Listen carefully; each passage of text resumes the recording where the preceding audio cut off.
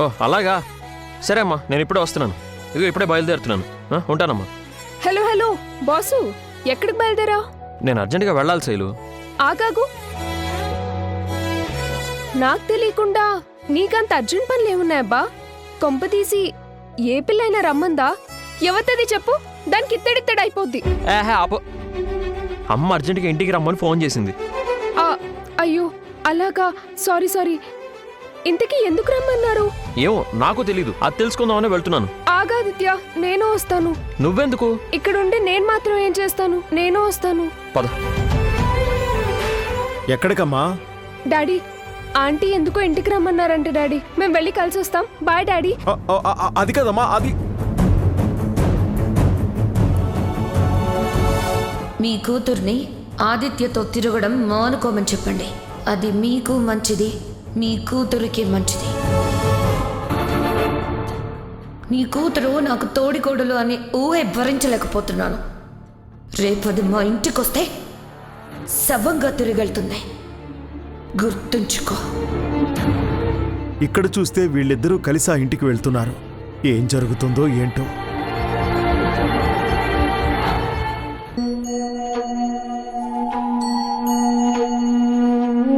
స్వామి, నీ దయ వల్ల మా ఆయన పెట్టిన కంపెనీ దినదినం అభివృద్ధిలో ఉంది. ఆయన ఇలాగే ఇంకా ఎత్తుకి ఎదగాలి.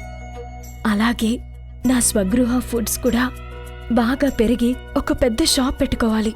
మమ్మల్ని దీవించు తండ్రి. ఏమండి?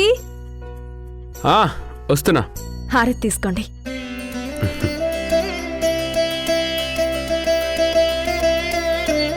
ఏమండి, మన కంపెనీ మరింత ఎదగాలని దేవుడికి పూజ చేశాను. ఇంకా మీ గురించి చాలా పత్రికల్లో రాయాలి, టీవీల్లో చూపించాలి. బిజినెస్లో మీరు ఆయనెవరు, అంబానీ అదానీ అంత ఎత్తుకెదగాలి. సీత, నువ్వు కోరుకున్నట్లుగానే అన్నీ జరుగుతాయి. కానీ ఈరోజు నువ్వు ఆఫీస్కి రావాలి. నేనా? ఎందుకు? ఎందుకేంటి సీత, ఈరోజు ఈ సక్సెస్కి కారణం నువ్వే కదా. ఆ రోజు నువ్వు చెప్పడం వల్లే బిజినెస్కి లోన్ దొరికింది. ఈరోజు ఇంత సక్సెస్ వచ్చింది. పేపర్లో మన గురించి రాసేంత స్థాయికి వచ్చావంటే అది నీ వల్లే. అందుకే నువ్వు ఆఫీస్కి వస్తే చిన్న గెట్ టుగెదర్ ఏర్పాటు చేద్దాం. బయలుదేరు. నేను రాను బాబోయ్, నాకు బోలెడన్ని ఆర్డర్లున్నాయి. అవన్నీ హోమ్ డెలివరీస్ చేయాలి. నాకు చాలా చాలా పనులున్నాయి. బా, కావాలంటే డోర్ డెలివరీకి ఒక మనిషిని పెడదాంలే సీత. లేదండి, నేను వెళ్ళి డోర్ డెలివరీ ఇస్తేనే కస్టమర్ మన వస్తువుల గురించి ఏమనుకుంటున్నారో తెలుస్తుంది. జీతం ఇచ్చి మనిషిని పెట్టుకోలేక కాదు. అలా పెడితే మన తప్పులు మనం తెలుసుకుని వాటిని సరిచేసుకోలేం కదా. ఏమంటారు? మార్కెట్ని అనలైజ్ చేయడంలో నిన్ను మించిన వాళ్ళు ఎవ్వరూ లేరు. ఎప్పటికప్పుడు మన ప్రొడక్ట్స్ గురించి జనాల ఒపీనియన్ తెలుసుకోవాలని నువ్వు అనుకుంటున్నావు కదా. ఇది బెస్ట్ బిజినెస్ పర్సన్ లక్షణం. సూపర్. సీత, ఈ ఒక్కసారి మాత్రం నువ్వు రావాలి. చెప్పాను కదండి, నాకు డోర్ డెలివరీస్ ఉన్నాయని. మీరు ఊరుకోండమ్మా, ఆ డోర్ డెలివరీస్ చూసుకోవడానికి నేను లేనేటి? అదంతా నేను చూసుకుంటాను కదా. మరి ఇంకేంటి, మీ పార్ట్నర్ అంతా చూసుకుంటానని చెప్తుంది కదా. పద పద వెళ్దాం. ఏంట్రత్తాలు, అంతా చూసుకుంటావా మరి? నాన్న చెప్తున్నాను కదేటి, మీరెళ్ళండమ్మా. ఇంకేంటి, మీ జనరల్ మేనేజర్ గారు పర్మిషన్ ఇచ్చేశారు కదా. పద పద.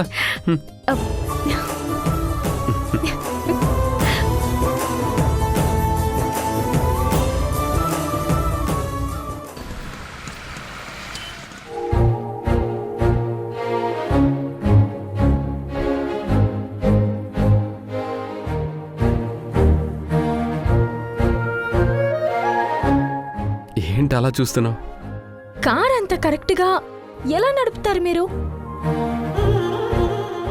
ఎదురుగా వస్తున్న కారుకి తగలకుండా అంత జాగ్రత్తగా ఎలా తీసుకెళ్తారండి? అది కూడా స్పీడ్గా వెళ్తారు, కొంచెం కూడా తగలదు. ఎలా అండి? సీత, నేర్చుకుంటే వస్తుంది. నువ్వు నేర్చుకుంటావా? నేనా? అమ్మో, నా వల్ల కాదండి. ఎందుకు కాదు? నేర్చుకుంటే ఎవ్వరికైనా డ్రైవింగ్ వస్తుంది. రా, నేర్పుతాను. నా వల్ల కాదండి. అరే, ఆడవాళ్ళు ఫ్లైట్స్ కూడా నడుపుతున్నారు. అలాంటిది నువ్వు కార్ నడపలేవా? పక్క నేనుంటాను కదా, రా. నా వల్ల కాదండి. Please please please. సరే, ఓ పంచే. ఊరికే ముందు స్టీరింగ్ పట్టుకో, ఆ తర్వాత ధైర్యం వస్తుంది. అప్పుడు ఈ సీట్లో కూర్చొని కార్ నడపచ్చు. సరేనా? వద్దండి, నాకు భయం వేస్తుంది. నేనున్నాను కదా, పట్టుకో.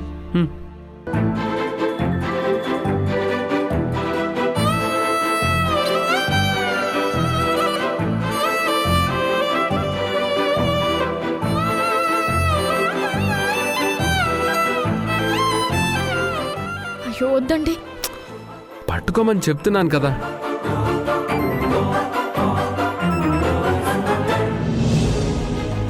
ఏంటి అలా చూస్తున్నావు సీత?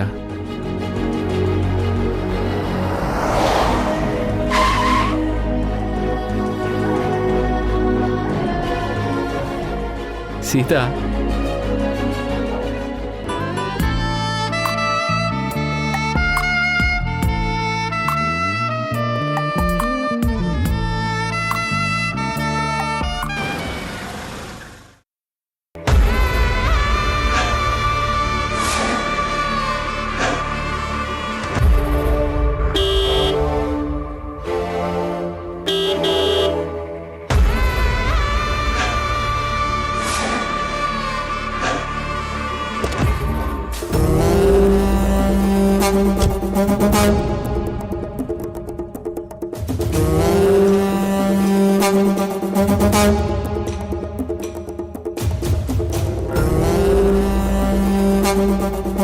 ఏంటిది?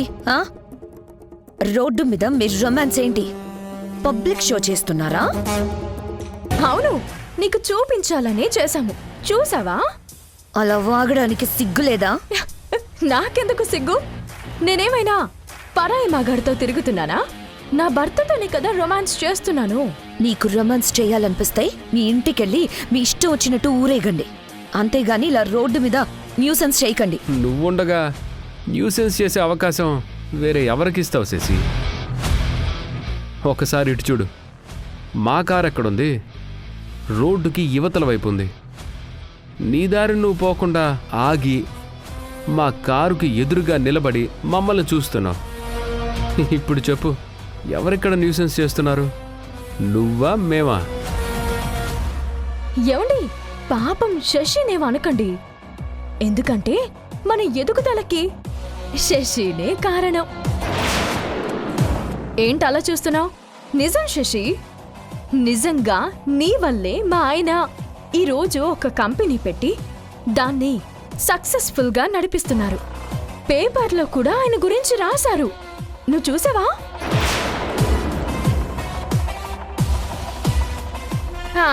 నువ్వు చూసా ఉంటావులే. నీకు పొద్దస్తమానం మా మీదే కదా చూపు.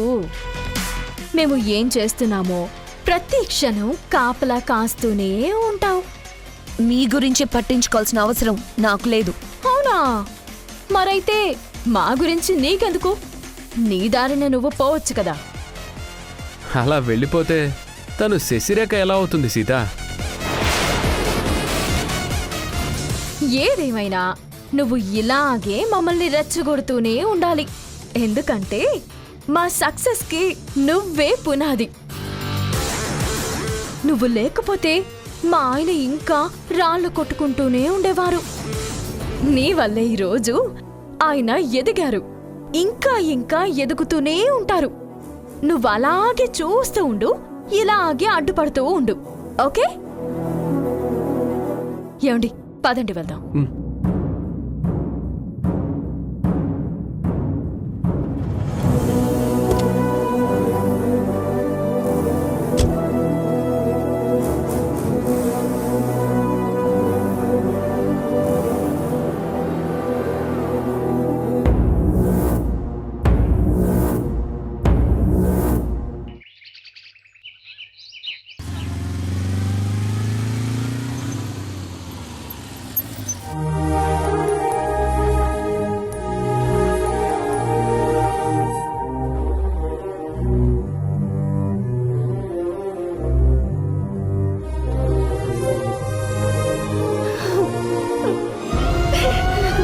అమ్మా అమ్మా ఏమైందమ్మా? మీరిద్దరూ ఎందుకలా ఉన్నారు? చెప్పమ్మా. తాతయ్య మీరైనా చెప్పండి తాతయ్య, ఏం జరిగింది అసలు? అమ్మా, నానా, నాన్నా.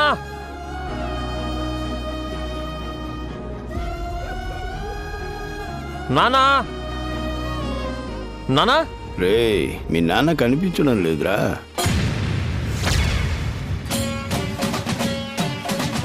అదేంటి తాతయ్య?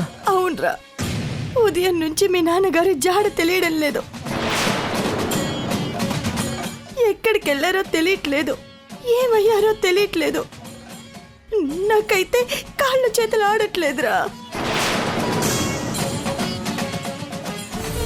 ఈ విషయం ఎవరికి చెప్పుకోవాలో తెలీదు. ఏం చేయాలో నాకు అర్థం కావడం లేదు. నాకు నాకు చాలా టెన్షన్గా ఉందిరా ఆదిత్య. అమ్మా, నువ్వేం టెన్షన్ పడకమ్మా. నాన్న ఎక్కడికి వెళ్ళరమ్మా. ఫోన్ చేశారా అమ్మా? ఫోన్ స్విచ్ ఆఫ్ అని వస్తుందని తాతయ్య చెప్పారు.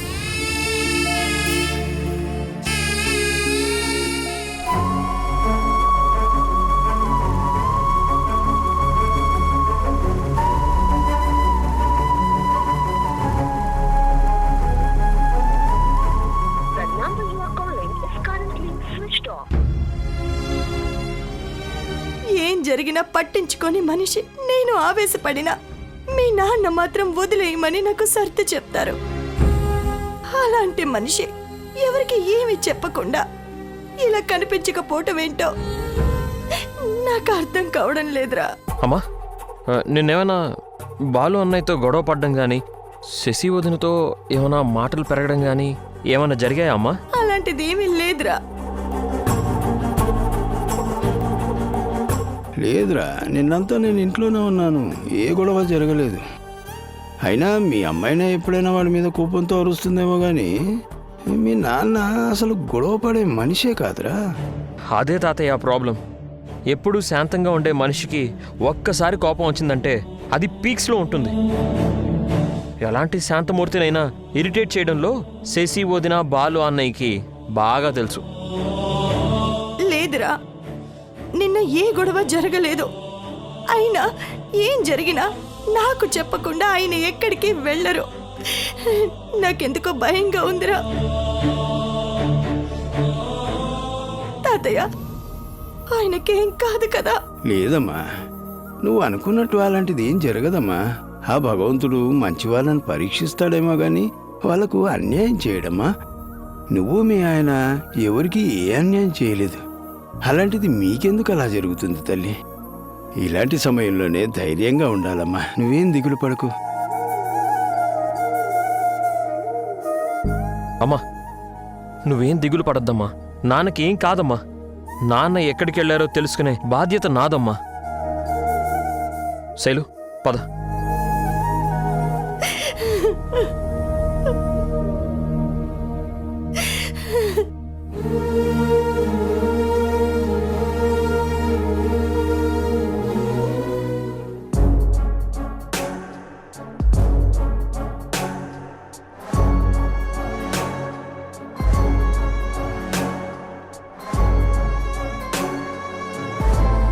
ఆదిత్య, ఏం జరగకుండా మీ డాడీ అలా ఎలా మిస్ అవుతారు? మీ అమ్మగారు ఏమైనా దాస్తున్నారంటావా? అమ్మెందుకు దాస్తుంది శైలు? నువ్వు ఆవేశపడతావేమోనని భయపడి. అలాంటిదేం ఉండదులే శైలు. అయినా ఇలాంటి సిచ్యుయేషన్లో ఎవరూ నిజాలు దాచరు. నాకెందుకో మీ అన్నయ్య వదిన మీదే అనుమానంగా ఉంది ఆదిత్య. వాళ్ళు ఖచ్చితంగా ఏదో ఒకటి చేసే ఉంటారు.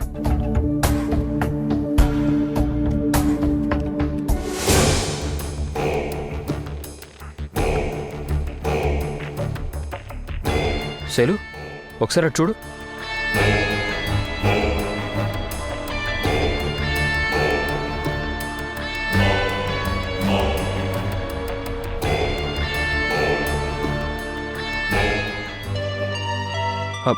మందు ఇంట్లో ఎప్పుడు ఇలా మందు తాగడం జరగదే. మరి ఇదేంటి ఆదిత్య? రాత్రి మందు తాగారు. ఇది ఖచ్చితంగా బాలు అన్నయ్య ఆ డీపీ గడి పని. హే, రాత్రి ఇక్కడ మందు ఎవరు కొట్టారు? మీ అన్నయ్య గారే తాగారండి. ఆ డీపీ గాడు కూడా ఉన్నాడా? ఉన్నారండి, ఉన్నారు.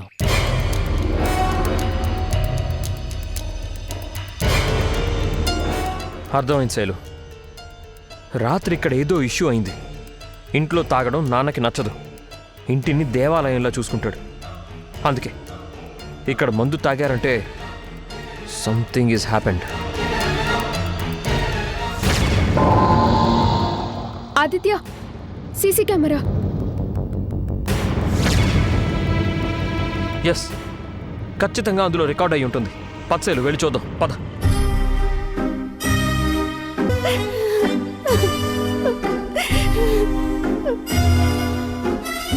తాతయ్య, అమ్మా, ఈ సీసీ కెమెరా ఫుటేజ్ ఒకసారి చూడండి.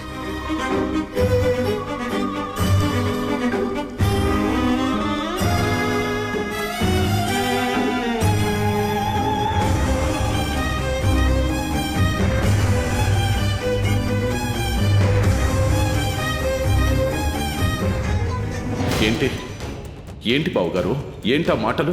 నేనేం చేశానని? వీళ్ళిద్దరి చేతుల్లో కీలు బొమ్మలా మారి పిచ్చెక్కినట్టు నువ్వు ప్రవర్తిస్తున్నావు. నాన్నా!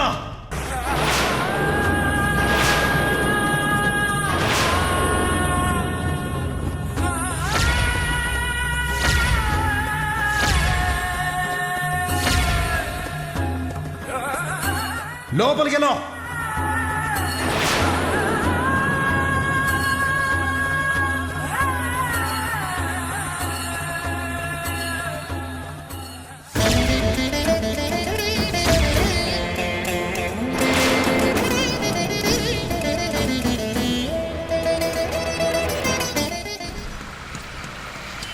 అల్లుడు, ఒక్కసారి ఈ కంపెనీ ప్రొఫైల్ చూడు. దీనికి మనం సబ్ కాంట్రాక్ట్ ఇస్తే వర్క్ బాగా చేస్తారు.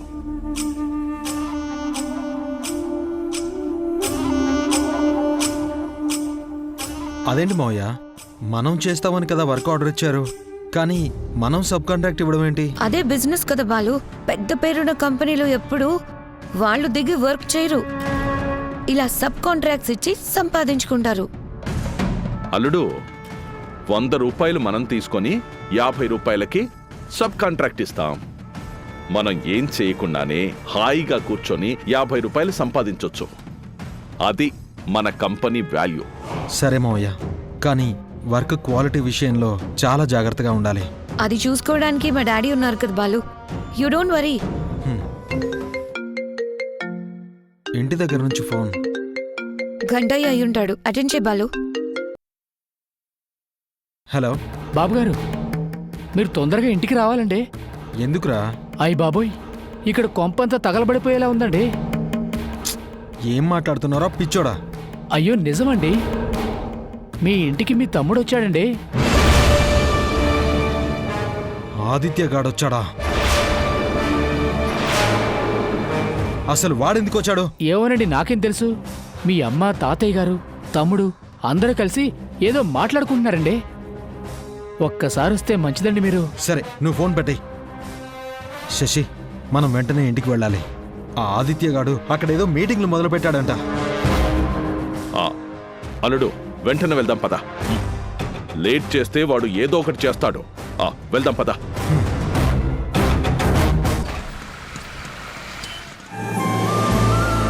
Hartley welcome my dear sister. స్వాగతం, సుస్వాగతం. ఏంటన్నయ్య ఇది? మా దేవతమమ్మ నువ్వు. నీకు ఈ మాత్రం స్వాగతం ఇవ్వకపోతే ఎలా? ఊరుకొండన్నయ్య. కార్తీక్ చెప్పింది నిజమే కదా సీత. నిజంగా మేము ఇలా బిజినెస్ మొదలుపెట్టి కంపెనీ పెట్టామన్నా, కంపెనీ ఈరోజు ఈ స్థాయికి వచ్చిందన్నా, దానికి కారణం నువ్వే సీత. ఆ రోజు నువ్వు ఇచ్చిన సలహా, ఆ తర్వాత నువ్వు ఇప్పించిన లోన్, ఇవే కదా మేము కంపెనీ స్టార్ట్ చేయడానికి కారణమయ్యాయి. ఇందులో నాదేం లేదండి. మీరిద్దరూ చాలా తెలివైన వాళ్ళు, పైగా ఆ శశి వల్ల దెబ్బతిన్నవాళ్ళు. మీరు కలిస్తే బాగుంటుంది అనిపించింది. అసలు వీటన్నింటికంటే అత్తమ్మ ఆశీర్వాదం మీకు తోడుగా ఉంది. రండి.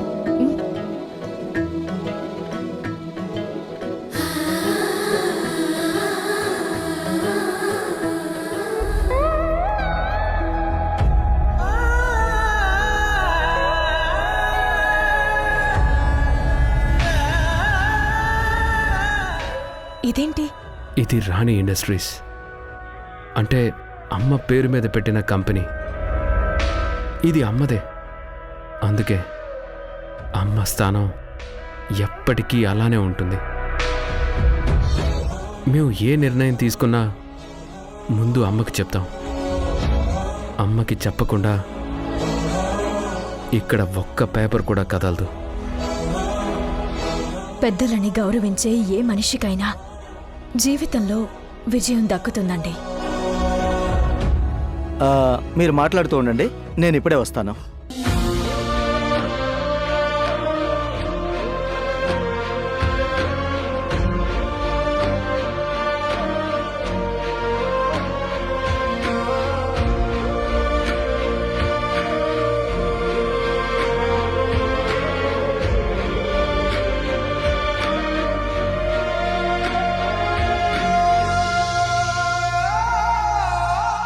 ఇలాంటి బజారు వెధవల్ని గేటు బయటే ఉంచాలి. అమ్మా, నోర్మోయ్! నీకంటే ఒక కుక్కని పెంచుకున్నా కానీ అది ఎంతో విశ్వాసంగా ఉండేది. కన్న తండ్రి మీదే చెయ్యెత్తిన దుర్మార్గుడివరా నువ్వు. అసలు ఆయన ఏం చేశాడో మీకు తెలుసా? నువ్వు చేసిన పనికి నాన్న అవమానం తట్టుకోలేక ఇల్లు వదిలి వెళ్ళిపోయారు.